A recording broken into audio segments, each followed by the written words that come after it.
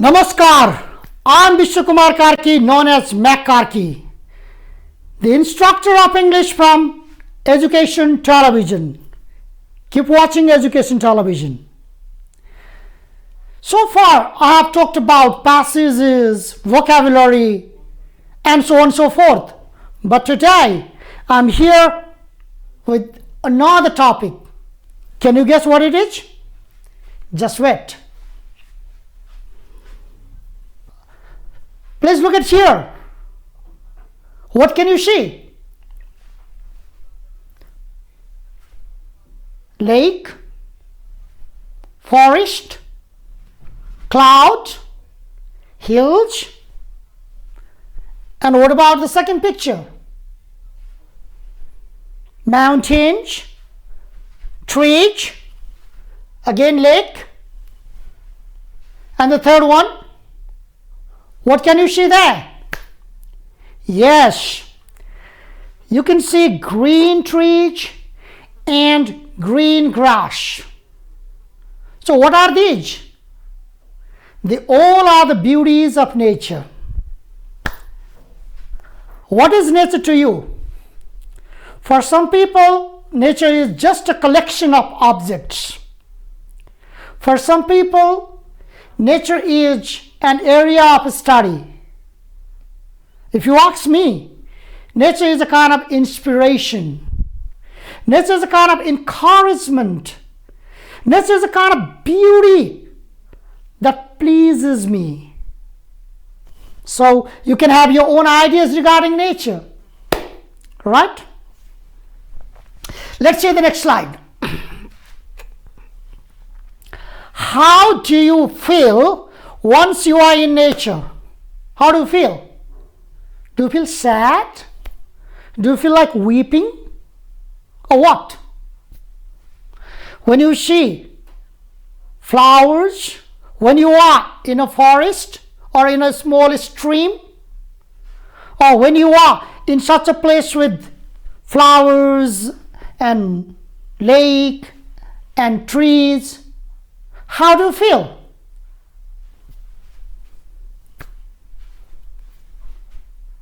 Of course, you feel happy.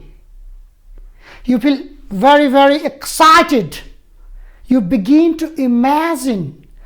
You feel like sitting there for some time. Yes. Could there be anyone who doesn't love nature? I don't think so.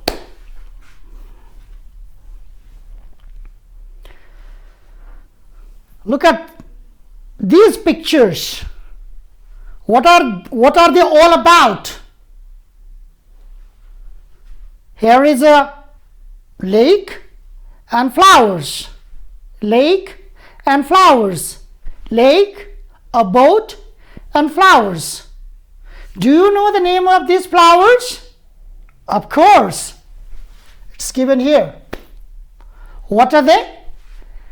Daffodils. Daffodils. By now you must have guessed what I'm going to teach. You're right. I'm going to teach you a poem entitled Daffodils. Who wrote this poem, Daffodils? William Wordsworth. William Wordsworth is a romantic poet, a poet of the Romantic era. Right? And he was born in England. And the title of the poem, as I have already suggested, is Daffodils. Let us see the first stanza and carry out the activities related to it. I wandered lonely as a cloud that floats on high over vales and hills, when all at once saw I a crowd, a host of golden daffodils, beside the lake, beneath the trees, fluttering and dancing in the breeze. First of all, you should know how to read it out, and after that, vocabulary. I'm not going to tell you what they mean. Right now I'm not going to tell you, but once you do the vocabulary section, you will definitely understand. Let us see the vocabulary section. From the above stanza, find the words or phrases that mean walked around, over, valleys, a great number of, flapping or moving faster, light wind, under, drifts. Just have a glance. Just look at these words. Then we'll do the stanza again.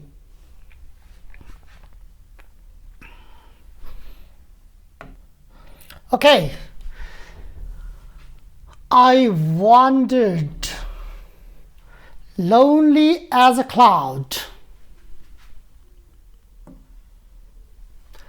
that floats on high over vales and hills, when all at once I saw a host of golden daffodils beside the lake, beneath the trees, fluttering and dancing in the breeze. Now look, we have underlined the words wandered, lonely, floats, over, veils, a host of, beneath, fluttering, bridge. You can write down these words and then go to the vocabulary section and see what they mean. Here we go. Okay. Walked around. Walked around means, you must have guessed by now, wandered. Wandered. W-A-N-D-E-R-A-D. Wandered. Over. O apostrophe E-R over. This is the old use and the modern is over. In poetry, you can omit a letter. Like here, V has been omitted. Valleys, vales. A great number of, a host of.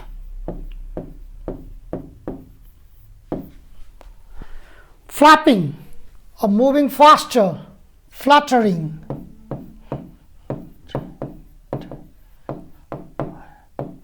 Fluttering. Light wind, breeze. Under, beneath. Drifts, floats. Now, once you write these words on a notebook, you can again read the stanza and make out the meaning. The first thing you have to do is read the stanza. Don't worry about words. In the second reading, underline the words that you are not familiar with. Then look up a dictionary and find the meanings and read it again. This is how you have to read the same stanza time and again so that you can gain perfection over the subject matter. All right?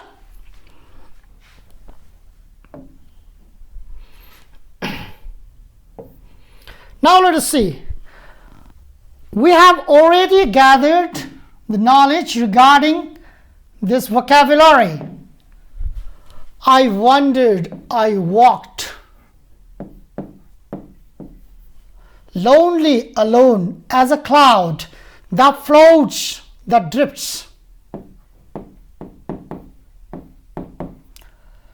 On high, over means over. Over vales means over valleys.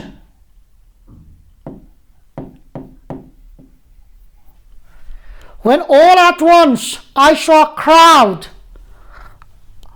a host of means a great number of.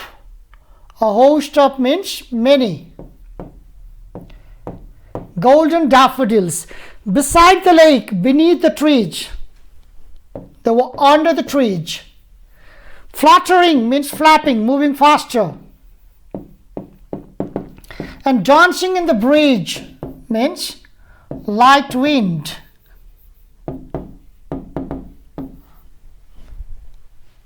The poet was walking alone. Suddenly, he came to a place where he saw many daffodils. And those daffodils were on the side of the lake, under the trees, and they were all moving because there was light wind. The daffodils were fluttering and fluttering and fluttering because of light wind. That's over. That's the simple version of the poem. Is that difficult? Of course not. Here we go.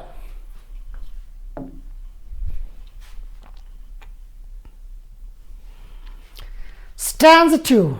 As I told you before as well, the first step that you got to do is read the poem,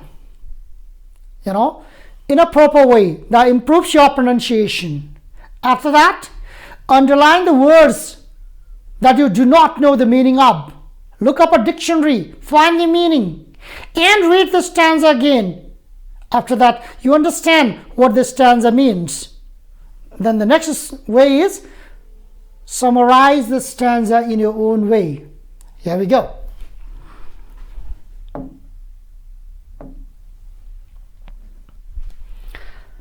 Continuous as the star that shine. Continuous as the stars that shine and twinkle on the Milky Way.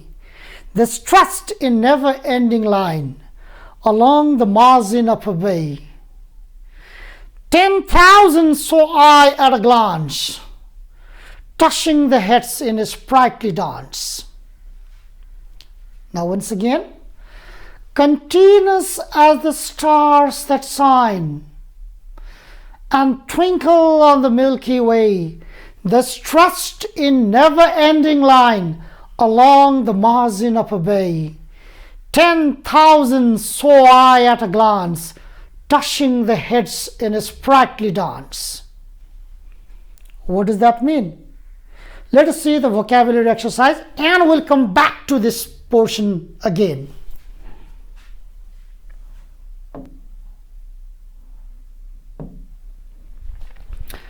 Now here is an exercise. Match column A with column B correctly. Milky Way, stressed, margin of a bay, glance, touching, sprightly. And all these are the words that you found in the previous stanza. Milky Way, let us see. Does it mean lively or energetic? No. Moving? No, this is verb. This is a noun phrase. Quick looks? No. Extended? Of course not. Galaxy? Yes, it means galaxy. So this is E. All right. Milky Way. Stressed? Look at this verb and find the verb here. Ed. Ed. Extended, spread. So that is D. Margin of a bay, edge or side of an inlet. Inlet is in the sea, but here we are talking about lake. An inlet of a lake. Right? So, margin of a bay, in simple word, side of a lake. In simple words, you can understand this way. So it is F number. Glance, of course, it's a noun here. Quick looks. C number. Right. Touching, ing, moving. Okay. Touching means moving. B number. And which one is left? Lively or energetic. That is A number. So once you know these words and the meaning, you can easily understand the poem. Let us have our own paraphrasing or simplified version of the poem. Let us see. continuous as the stars that shine. Means, what were continuous as the stars that shine? The daffodils were spreading as continuous as the stars that shine. They were spreading as continuous as the stars in the sky. Just as stars are in a proper, continuous pattern in the sky, so are the daffodils near the lake, beside the lake. They were all spread in a continuous pattern. And twinkle on the Milky Way, just as stars twinkle in the galaxy, in the same pattern the daffodils twinkled along the margin of the lake. They're stressed in never-ending line. They have extended in a never-ending line. The flowers, daffodils, have stretched in a never-ending line. Along the margin of a bay, along the side of the lake. 10,000 saw I at a glance. The poet saw a great number of daffodils at a glance. At a single glance, he saw many, many daffodils, tossing their heads in a sprightly dance. It seemed as if the daffodils were dancing, moving their heads and dancing. Where? Due to the breeze,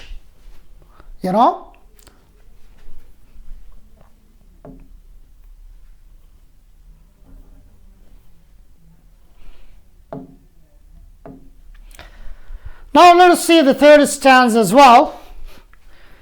The waves beside them danced, but they outdid the sparkling waves in glee. Outdid, sparkling, glee. A poet could not but be gay in such a jocund company, I gazed and gazed, but little thought what wealth the soul to me had brought. The waves beside them danced, but they outdid the sparkling waves in glee. A poet could not but be gay in such a jocund company. I gazed and gazed, but little thought what wealth the soul to me had brought. As I told you, your first reading should be for the sake of pronunciation. Your first reading should be for the sake of recitation as to how you can recite the poem. And in the second reading, you have to find the meanings and interpretations and all. Now, let us see, how we can find the meanings of these words.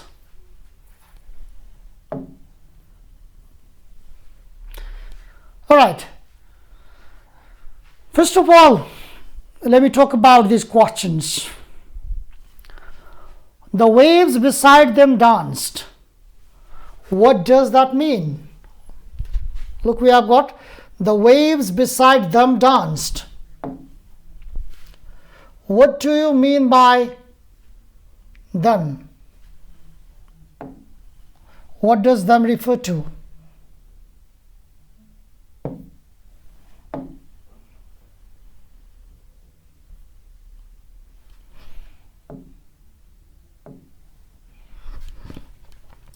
The waves beside them danced.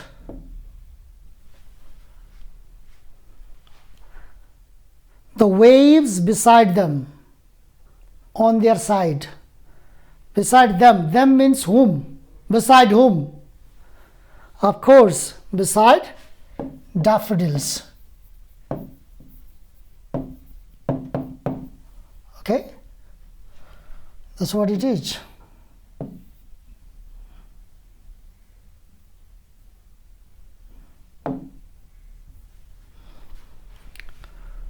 Why was the speaker Why was the speaker or the poet happy?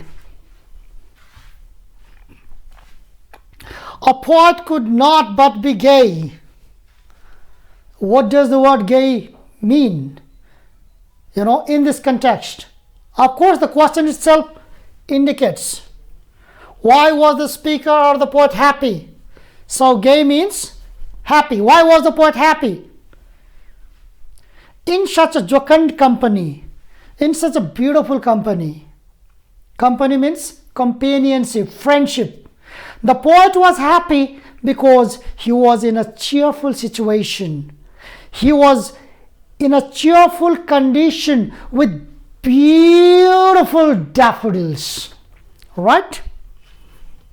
Now, why did he think little? In such a jocund company, I gazed and gazed, but little thought what wealth the soul to me had brought. He was so much excited. He was so much happy. He was so much cheerful that he did not like to waste his time thinking something else. He didn't want to miss even a second. He didn't want to waste even a second of this beautiful scenario. Right? So, having done this, now find the words or phrases from the poem which mean looked steadily. Of course, you must have found by now. What does it mean? Gazed. Look steadily, like this. Cheerful companionship. Cheerful, jocund, companionship, company. Happy, as I've already told you, gay, as per the poem. Beat or did better than, outdid.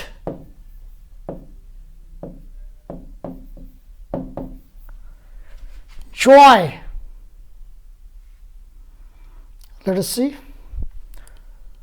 Joy. Let me just see here.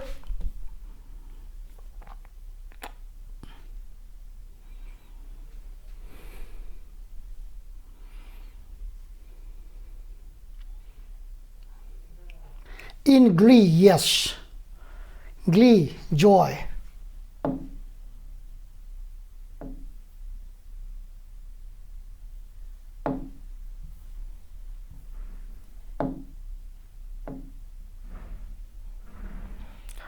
All right. Joy, glee. Beat or did better than, outdid. Happy, jocund. Happy, gay.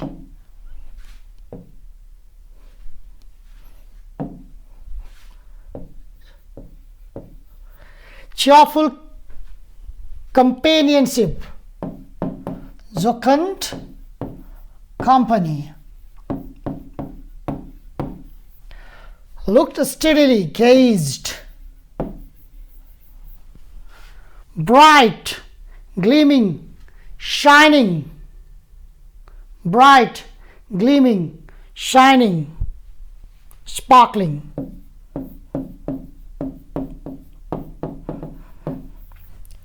Right? These are the things. Let us look back.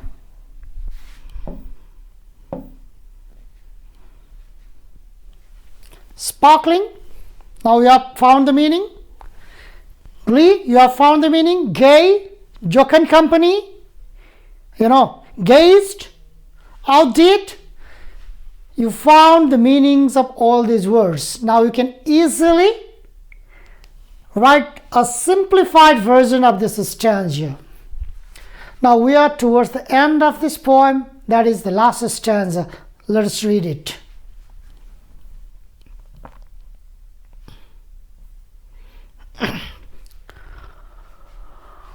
For oft, when on my couch I lie, in vacant or pensive mood, the flash upon that inward eye, which is the bliss of solitude. And my heart with pleasure fills and dances with daffodils. For oft, mean for often, when on my couch I lie, when I sleep on my couch, in vacant or pensive mood, when in my thoughtful mood, they flash upon that inward eye, they come to my mind, which is the bliss of solitude, that is the happiness of loneliness, and my heart with pleasure fills, my heart is filled with happiness, and dances with daffodils, and my heart dances with daffodils. State whether the following sentences are true or false. The images of daffodils appear to the poet when he is alone in a thoughtful mood. Yes, painful mood means thoughtful mood. That's true. The poet's heart is filled with sadness when he recollects the scene of daffodils. No, he's very happy. So false. Now let us see other questions on it. Now you have to find the words from the text which mean as given here. External, they have said inward. Internal, opposite external. Paid. Happiness. I think something went wrong. Let's erase it. Happiness, synonym. Let us see.